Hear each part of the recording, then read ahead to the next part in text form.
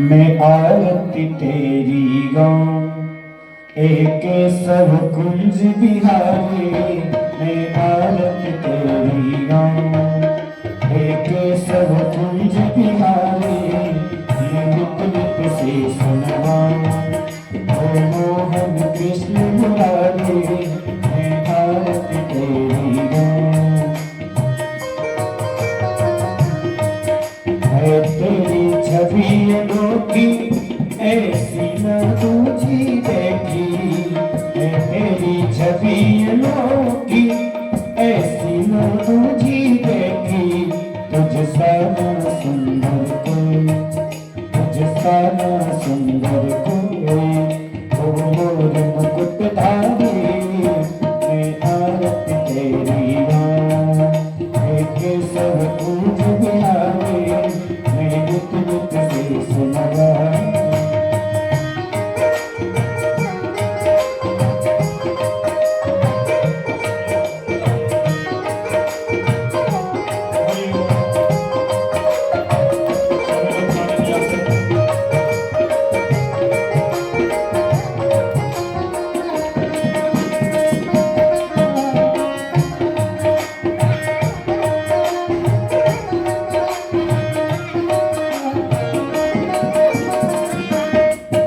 माखन की मटकी फोड़ी गोपिन संग अखियां जोड़ी।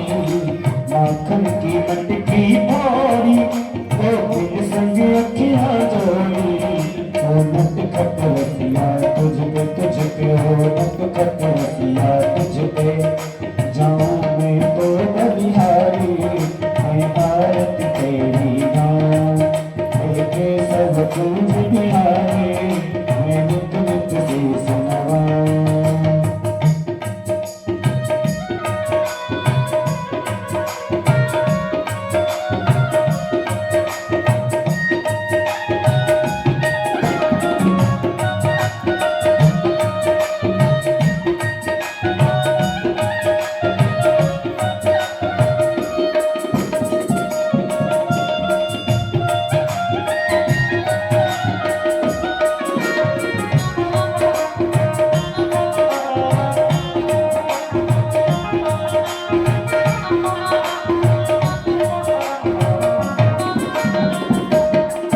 जब जब तो बंसी बजाए सब अपनी सुध खो जाए। जब जब तो बंसी बजाए सब अपनी सुध खो जाए। तू सबका सब तेरे प्रेमी तू सबका सब तेरे प्रेमी। ओ कृष्ण प्रेम अवतारे। मैं आरती तेरी गाऊं एक सब कुंज बिहारी।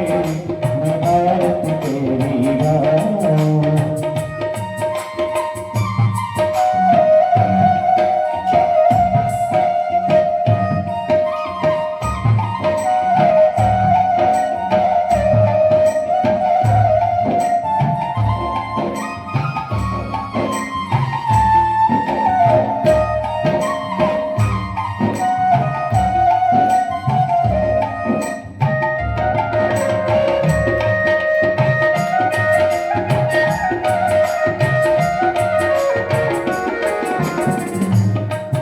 राधा संग प्रीत लगाई और प्रीत की रीत चलाई। राधा संग प्रीत लगाई और प्रीत की रीत चलाई। तुम राधा रानी के प्रेमी तुम राधा रानी के प्रेमी हो राधे रास बिहारी। मैं आरती तेरी गाऊं एक सब कुंज बिहारी। मैं आरती तेरी गाऊं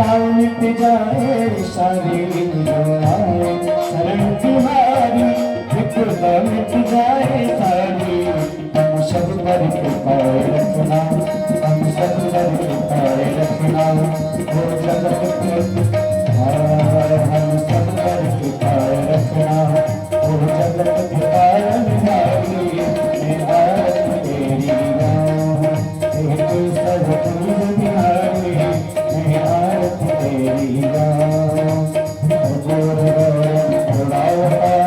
संसार सारी दुर्गंधरार राम शंकर भवन भवानी वैकुंठमा त्वमेव माता जगता त्वमेव बन्धश्च तथा त्वमेव विद्या जगत्तमेव त्वमेव शरणं मम ीनां भुजदिशा मृतोमयां गीता समारोह आरो महासारिचारचापं नमामि रामं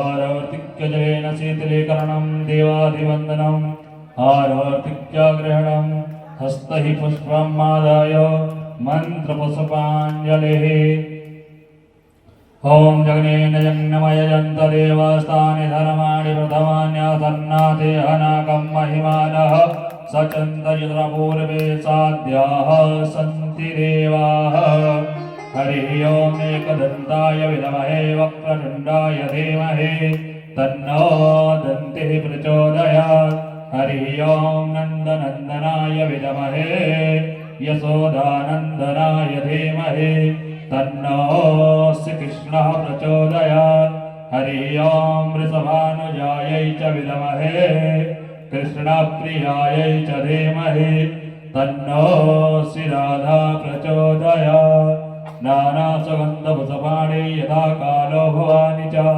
पुष्पाञ्जलिर्मया दत्ता गृहाण परमेश्वरः ओम प्राणसत्तमाय नमः नमो भगवते वासुदेवाय नमः श्री राधा कृष्ण चरण कमलेभ्यो नमः मंत्र पुष्पांजलिं समर्पयामि। बोले भागवत भगवान के श्री सुखदेव महाराज के श्री व्यास महाराज के श्री राधा कृष्ण भगवान के वृंदावन बिहारी लाल के श्री रामचंद्र भगवान के बाबा भोलेनाथ के श्री हनुमान जी महाराज के सत्य सनातन धर्म के राज के आनंद के जय जय श्री सीताराम जय जय श्री राधेश्याम नमः पार्वती पतये हर हर महादेव शंभो। सभी भक्तगण अपने अपने स्थान पर बैठ जाएं। जो भी माताएं बहने भाई बंधु इधर उधर खड़े हैं सब लोग आगे आकर के यथा स्थान पर बैठ जाएं और श्री महाराज जी के मुखारविंद से सुंदर अमृतमयी संगीतमयी कथा का रस स्वादन करें एवं अपने मानव जीवन को कृतार्थ करें, पुण्य के भागीदार बनाएं। जय श्री सीताराम, श्री राधे श्याम। सभी भक्त बैठ जाएं। जो भी खड़े हैं सभी लोग अपना स्थान ढूंढ करके यथा स्थान सुनिश्चित करके बैठ जाएं और बैठ करके सभी लोग कथा का रस स्वादन करेंगे। सीताराम।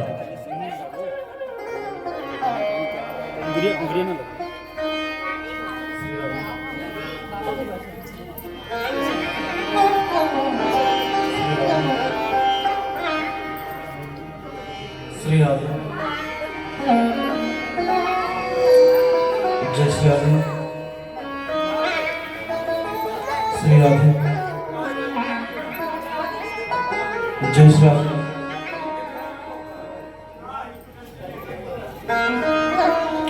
श्री राधे। श्री राधे।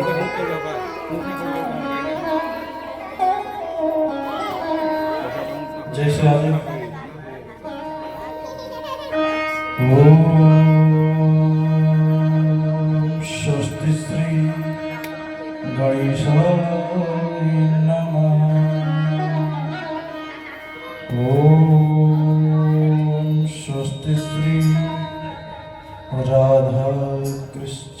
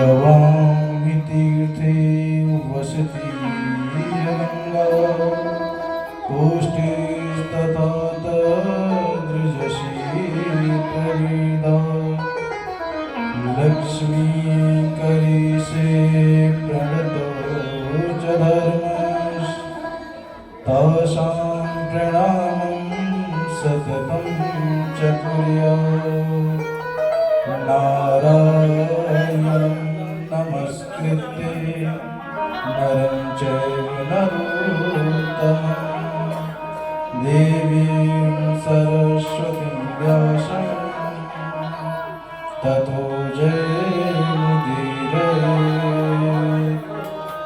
राधा भक्ति हरिर्ज्ञानं ताभ्यां याच समन्विता तां श्रीभागवतीं गाथां वन्दे गौररूपिणीम् मूकं करोति वाचालं पङ्गुं लङ्घयते गिरिं यत्कृपातमहं वन्दे परमानन्दमाधवम् लक्ष्मीनाथसमारम्भा नाथयामुनिमध्यमाम् अस्मदाचार्यपर्यन्तां वन्दे गुरुपरम्पराम् अज्ञानतिमिरान्धस्य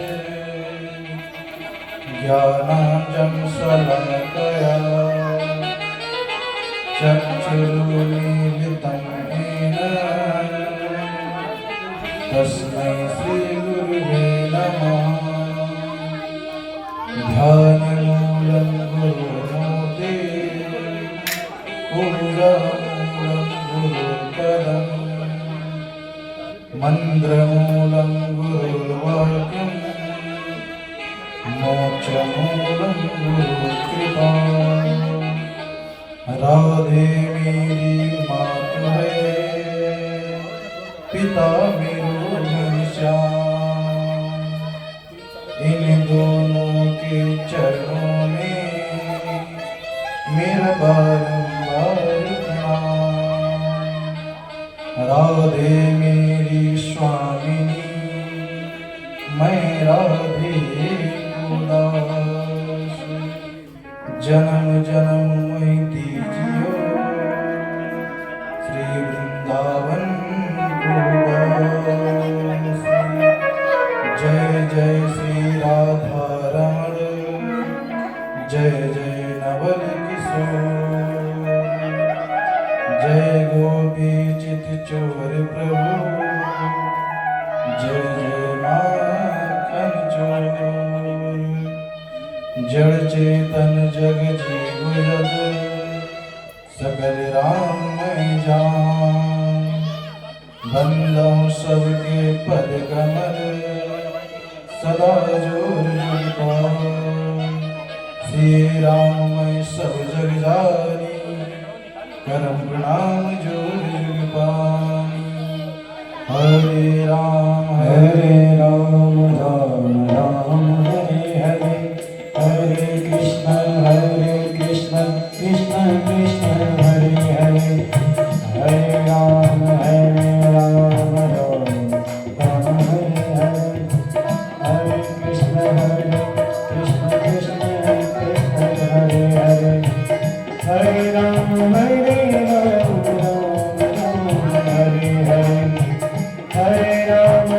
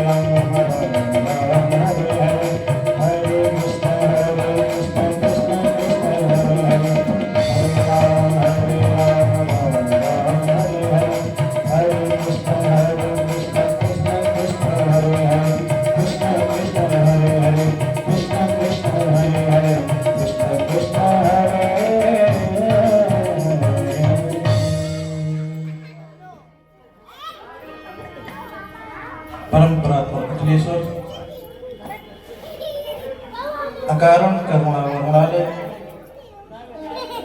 भक्तवांछा कल्पड़ो पीताम्बर भारी श्री कृष्णलाल की वाग्मय प्रतिमूर्ति श्रीमद् भागवत महापुराण श्री बिहारी जी के चरणों में प्रणाम। परम आराध्य परम लाडली विश्वानंदिनी श्री किशोरी जी के चरणों में प्रणाम। एवं यहाँ पर उपस्थित सभी दादा तुल्य एवं भाई बंधु एवं छोटे छोटे नन्हे बाल गोपाल माता अनुसुईया के चरित्र को चरितार्थ करने वाली हमारी माताएं बहनें, आप सभी को प्यार भरा जय जय श्री राधे। आइए मंच के अनुसार कथा श्रवण करने से पहले अपने मन और वाणी को पवित्र करने के लिए 2 मिनट हरि नाम संकीर्तन, तत्पश्चात हम सभी कथा में पुनः प्रवेश करते हैं।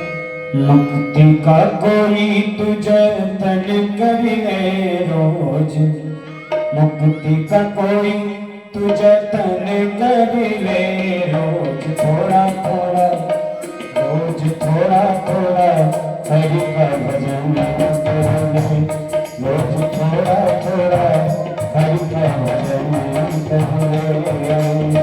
मुक्ति का कोई तुझे तन करिए हरि, मुक्ति का कोई तुझे तन करिए रोज, थोड़ा थोड़ा हरि का भजन करिए, रोज थोड़ा थोड़ा हरि का भजन करिए।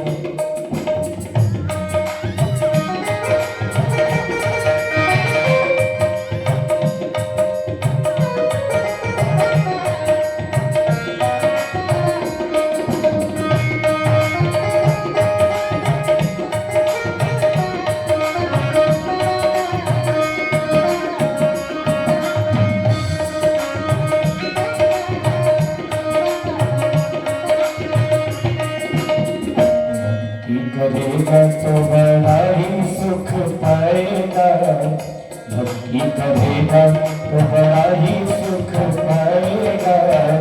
भक्ति से आत्मा का मेल छूट जाएगा, आत्मा के साथ मन में करेगा, आत्मा के साथ मन में करिए रोज, थोड़ा थोड़ा हरि का भजन कर ले, रोज थोड़ा थोड़ा हरि का भजन कर ले।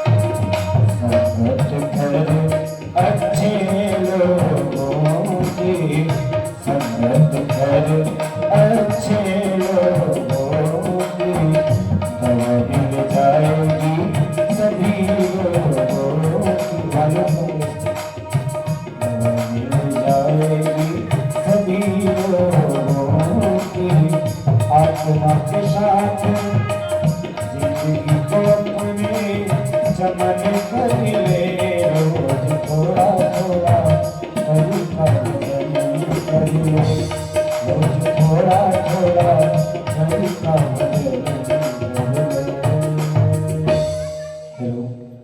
ले। श्यामले सरकार की जय, बोलिए वृंदावन बिहारी लाल की, बोलिए श्री सुखदेव जी महाराज की जय, बोलिए हनुमान जी महाराज की जय।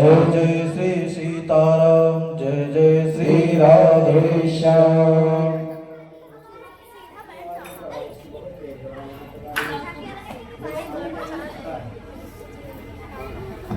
Hello hello hello hello. Shri Radhe. आज कथा का तृतीय दिवस। कल हम सभी ने कथा में श्रवण किया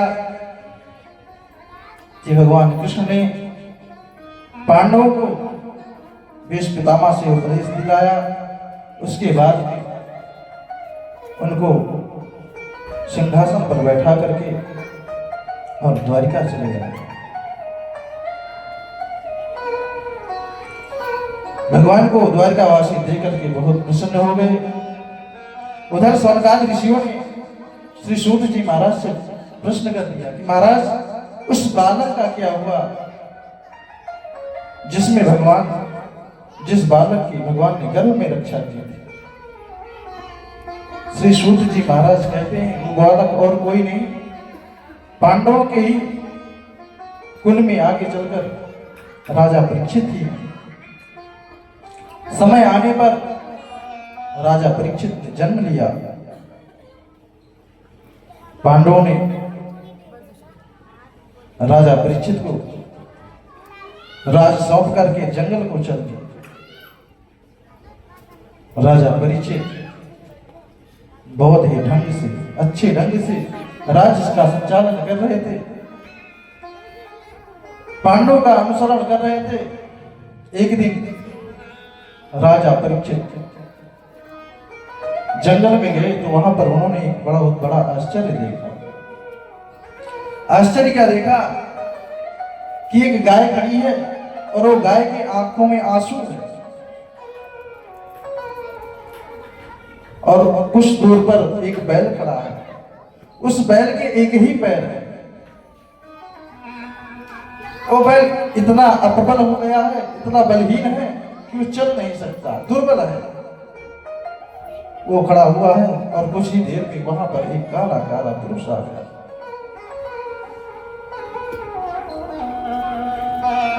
ये काला पुरुष कौन है? महाराज ये कलयुग है।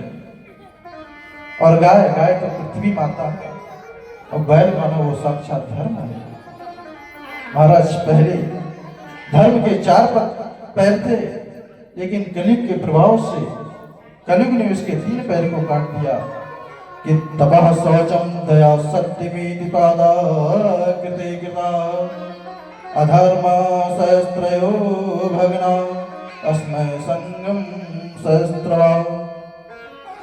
कहते हैं कि पहले धर्म के 4 पैर थे, तप यानी तपस्या, शौचम मतलब पवित्रता, और दया दयालुता, और कलयुग में दान श्रेष्ठ है। कलयुग के प्रभाव से इसके 3 पैर कट चुके हैं। ना तो आज सभ्यता है और ना ही पवित्रता रह गई है और ना ही किसी के अंदर दया रह गई है,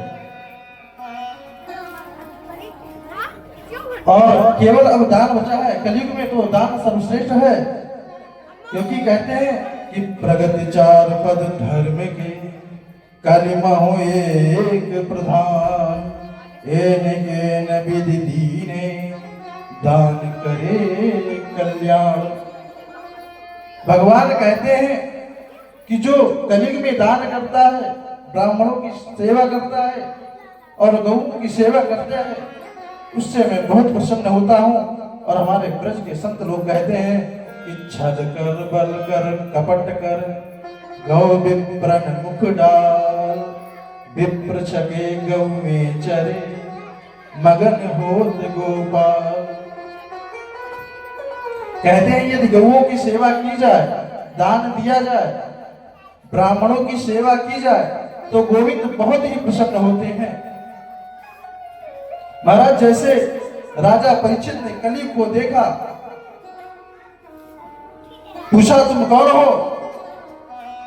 कलयुग ने कहा महाराज मैं कलयुग हूं।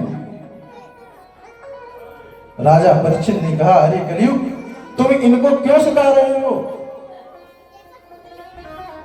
कलयुग ने कहा कि जो ये गाय है ये पृथ्वी है और जो बैल है ये साक्षात धर्म है।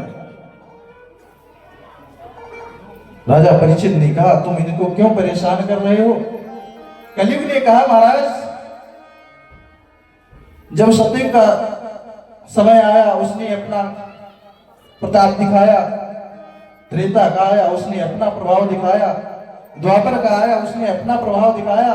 महाराज अब मेरा समय आ गया है, अब मैं अपना समय दिखाऊंगा, अपना प्रभाव दिखाऊंगा।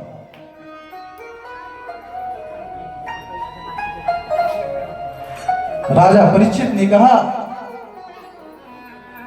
तुम मेरे राज्य में नहीं रह सकते, तुम यहां से चले जाओ। कलयुग ने मना कर दिया, महाराज मैं कहीं नहीं जाने वाला, मेरा समय आया है, अब तो मैं यहीं पर रहूंगा। राजा परीक्षित को क्रोध आ गया, बोले कलयुग तू नहीं मानेगा?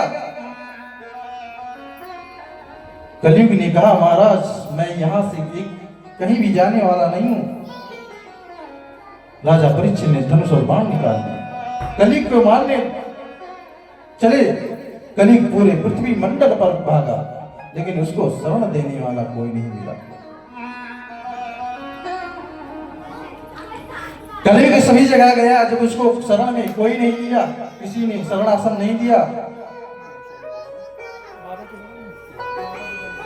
महाराज वो पुनः वापस राजा परीक्षित के शरण में आया। बोला महाराज क्षमा कर दीजिए, यहां तो पूरे साम्राज्य आपका है, जहां जहां गया आपका ही राज्य है, और मुझे तो कोई कहीं शरण ही नहीं मिला। आज जैसे कलयुग को राजा परीक्षित ने अपने शरण में आते देखा, कलयुग ने कहा महाराज आप ही बताइए मैं कहां जाऊं? राजा परीक्षित ने सोचा अब तो ये मेरे शरण में आ गया है, चलो मैं इसको कुछ स्थान दे देता हूं। राजा परीक्षित ने कहा कलयुग में तुम्हें कुछ स्थान देता हूं, तुम वहीं पर जाकर के वास करना।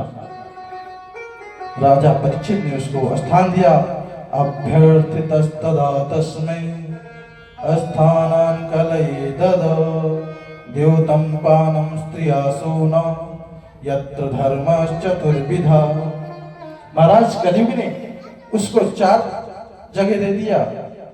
द्योतम जहां जुआ खेला जाता है, पानम महाराज जहां मदिरा का पान होता है, और स्त्रियां जहां पर वैश्याओं का गमन होता है, और सोना जहां पर अहिंसा होती है।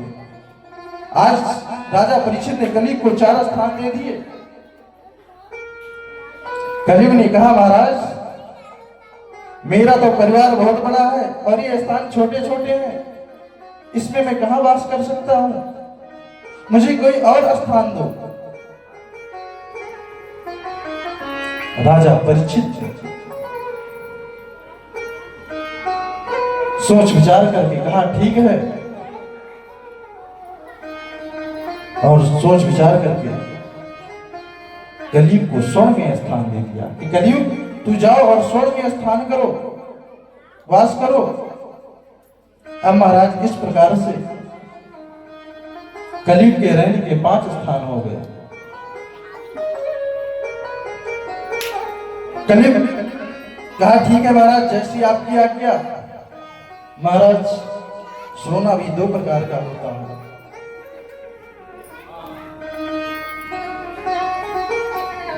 एक तो पाप अत्याचार से कमाया हुआ, हिंसा से कमाया हुआ सोना होता है, और एक सोना अपने मेहनत से कमाया हुआ होता है। जो पाप का सोना होता है महाराज उसमें कलयुग वास करता है, और जो मेहनत की कमाई का सोना होता है उसमें कलयुग वास नहीं करता। भागवत जी में आता है कि धातु नाम अस्मिकांचनम, कहते हैं कि यदि आप सोना लो तो सर्वप्रथम उसको ठाकुर जी को चढ़ा दो, उसके जितने विकार होंगे वो नष्ट हो जाएंगे। और सोना ही नहीं बल्कि आप कुछ भी सामान लेकर के आए, चाहे वो सोना हो, कपड़ा हो या भोजन इत्यादि हो, आप सर्वप्रथम ठाकुर जी को निवेदित कर दीजिए। गोस्वामी जी कहते हैं, तुम ही निवेदित भोजन करो, तुम ही निवेदित भोजन करो, तुम ही निवेदित भोजन करो, तुम ही निवेदित भोजन करो, भोजन करो, अब प्रसाद हो हर धरो, अब प्रसाद हो हर धरो। कहते हैं जो भी सामान लेकर के आओ महाराज उसको ठाकुर जी को निवेदित कर दो। वस्त्र हो, भोजन हो, सोना हो इत्यादि कुछ भी सामान लेकर के आप आए तो उसके सारे जो दोष होते हैं वो नष्ट हो जाते हैं, वो प्रसादी के रूप में बदल जाता है। इधर महाराज राजा परीक्षित बड़ी सम्मान के साथ में राज्य करते थे। एक दिन हुआ कि राजा परीक्षित शिकार करने जा रहे थे। इन्होंने एक स्वर्ण का मुकुट धारण कर लिया। महाराज वो स्वर्ण का मुकुट जरासंध का था, जो पांडवों ने जरासंध को हरा करके उनके मुकुट को लेकर के आए। और जैसे उस स्वर्ण के मुकुट को राजा परीक्षित ने धारण किया, महाराज उसमें कलयुग का वास हो गया। और जैसे उस मुकुट को धारण किया, कलयुग का वास हुआ, राजा परीक्षित की बुद्धि भ्रमित हो गई कलयुग की वजह से। आज राजा परीक्षित जंगल में शिकार करने चले। आज शिकार की खोज में राजा परीक्षित इतने दूर निकल गए कि रास्ता भटक गए। जंगल में रास्ता खोज रहे हैं।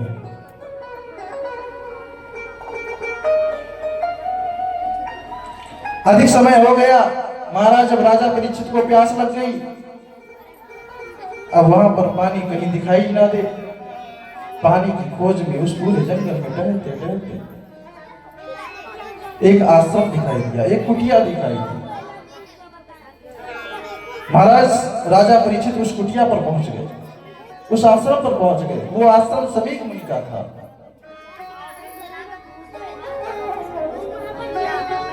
समीक मुनि ध्यान में बैठे हुए थे। राजा परीक्षित जाकर के समीक मुनि के पास में आवाज लगाई, हे विप्रदेव, हे ब्राह्मण, हे संत, मुझे प्यास लगी है, मुझे पीने के लिए जल दो, मुझे बहुत जोर की प्यास लगी है। लेकिन तो समीक मुनि ध्यान में बैठे, उनका ध्यान नहीं खुलता, आंखें नहीं खोली।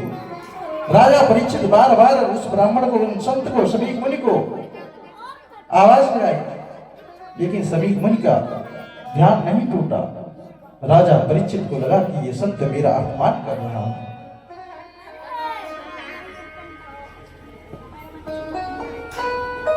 महाराज वो अपना अपमान समझ करके उस आश्रम से बाहर आए, उस कुटिया से बाहर आए। बाहर एक मरा हुआ सर पड़ा हुआ था। राजा परीक्षित जी आज अपने एक बाण से उस सर को उठाया और ले जाकर के समीक मुनि के गले में डाल दिया। जैसे समीक मुनि के गले में डाल दिया, महाराज आज ऐसा राजा परीक्षित ने पहली बार किया अपने पूरे जीवन में किसी संत का अपमान। आज उनको पहली बार अपने पूरे जीवन में क्रोध आया। सर्व को गले में डाल करके राजा परीक्षित वापस लौट आए अपने घर को। उधर समीक मुनि का बेटा श्रृंगी अपने सखाओं के साथ में कुटिया के बाहर खेल रहा था। खेल करके जब वापस आया तो देखा अपने पिताजी के गले में मरा हुआ सर्प पड़ा हुआ।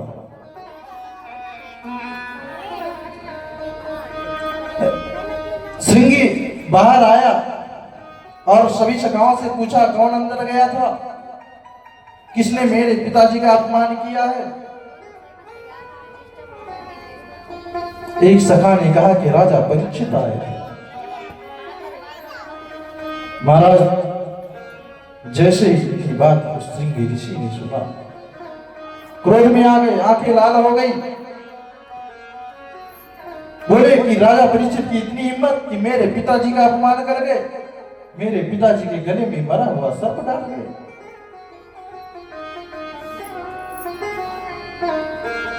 श्रृंगी ऋषि ने क्रोध में आकर राजा परीक्षित को शाप दे दिया कि इत लंघित मर्यादम तच्छका सप्तमे हनि दंशते अस्म कुलांगारम नोदितो में ततद्रोहम्। श्रृंगी ने कहा कि जिस राजा परीक्षित ने मेरे पिताजी का अपमान किया है, आज के 7वें दिन उनको टकटक के डसने से उनकी मृत्यु हो जाएगी।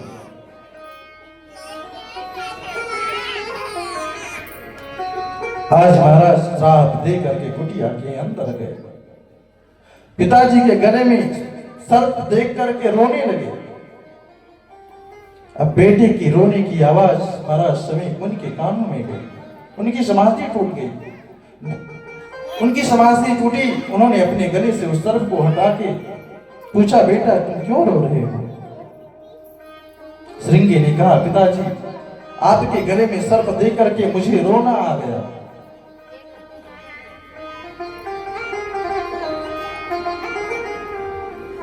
समीक ने कहा, बेटा तुमने कुछ कहा तो नहीं?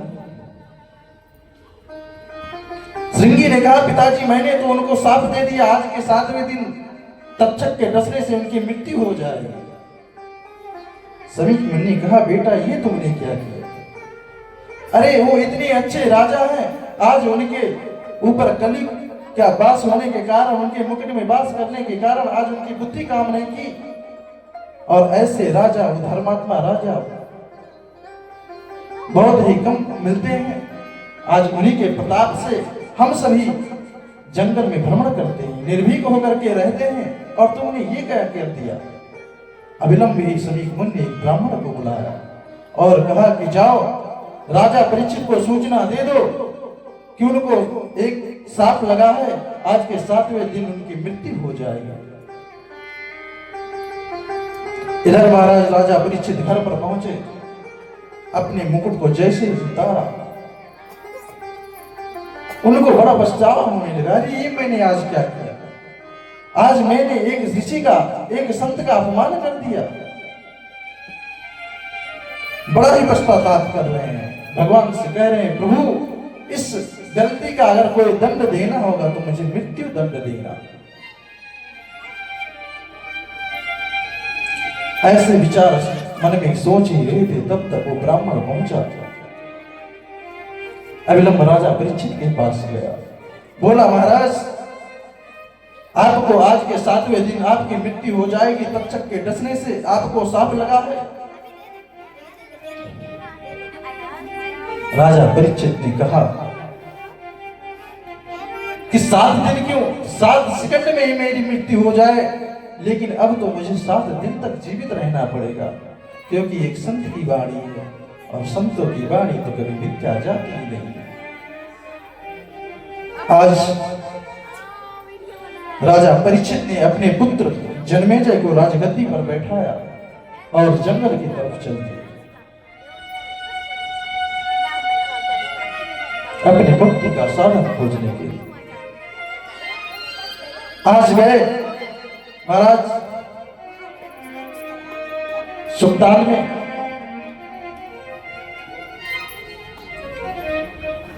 जब सभी विद्वानों संतों ऋषियों को पता चला कि राजा परीक्षित को साप लग गया है,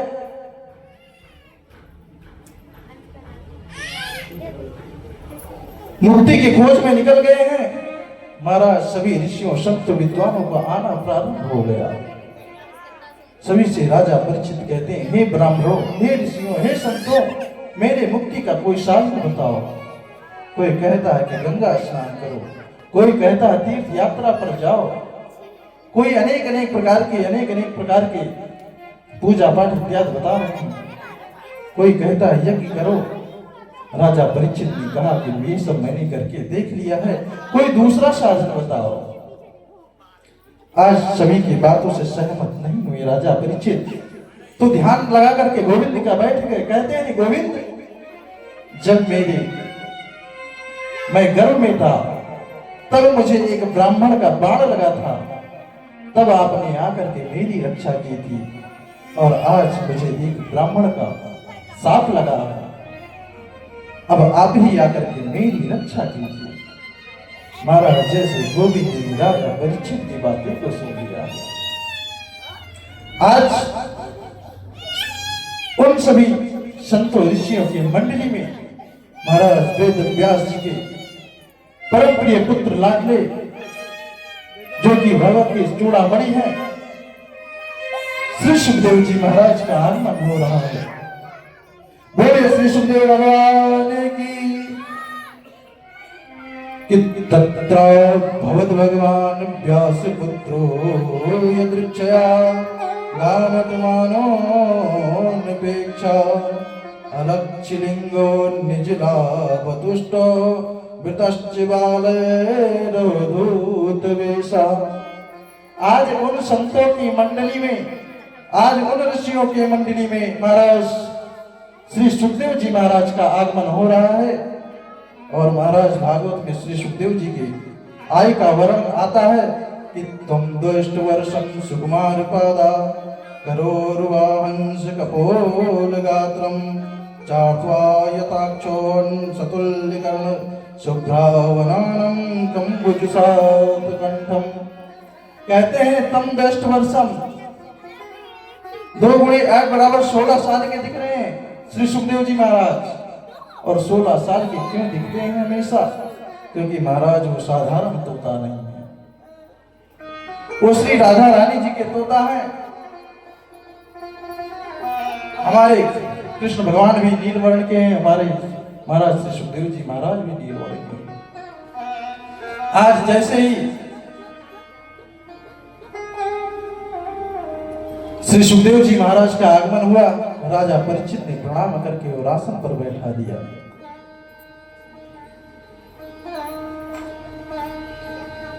हरि की कथा सुनाने वाले, प्रभु की कथा सुनाने वाले, तुमको लाखों प्रणाम, तुमको लाखों प्रणाम,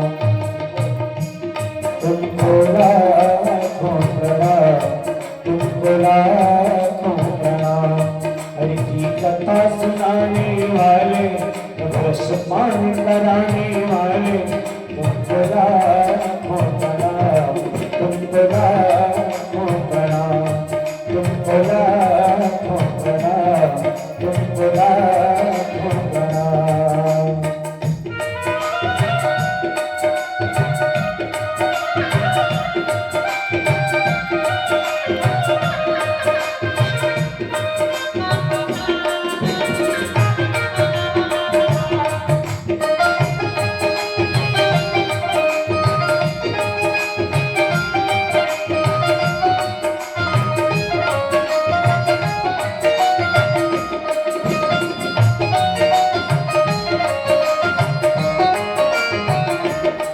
हम भूल रहे थे मन में, पल को बैठे थे तन में।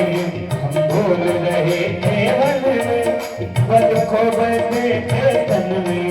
प्रभु राह बताने वाले, ये राज बताने वाले, तुमको लाखों प्रणाम, तुमको लाखों प्रणाम, तुमको लाखों प्रणाम, तुमको लाखों प्रणाम।